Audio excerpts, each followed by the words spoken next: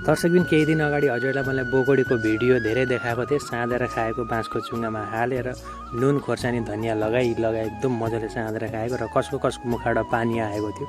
उहाँले त कमेन्ट गरिसक्नु भएको थियो।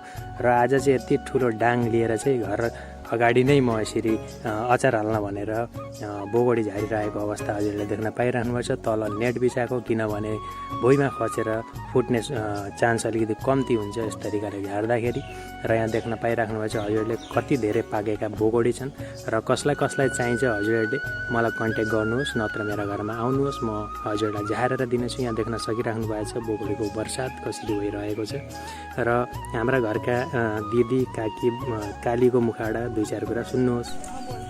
यहाँ बोगडी झार्ने कार्यक्रम चालु भइ नै रहेको छ। यता हाम्री काकीजी यता सोर्नु हुँदैछ र यता अचार हाल्नको लागि चाहिँ यता हाम्री भाउजू यता काली एकदम बोगडी टिपेछ। र के कस्तो लाग्यो त तिमीहरूलाई बोगडी टिपेर?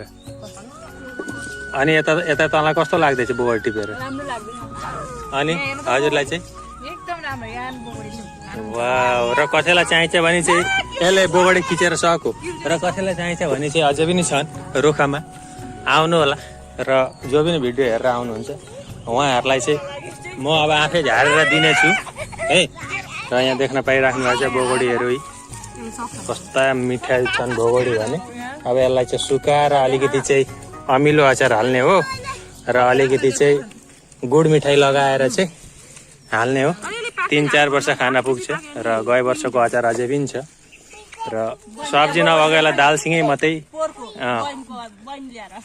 र सब्जी नहुँदा दालैसँग मात्रै अचार हालेर खाँदा चाहिँ धेरै मिठो हुनेछ है।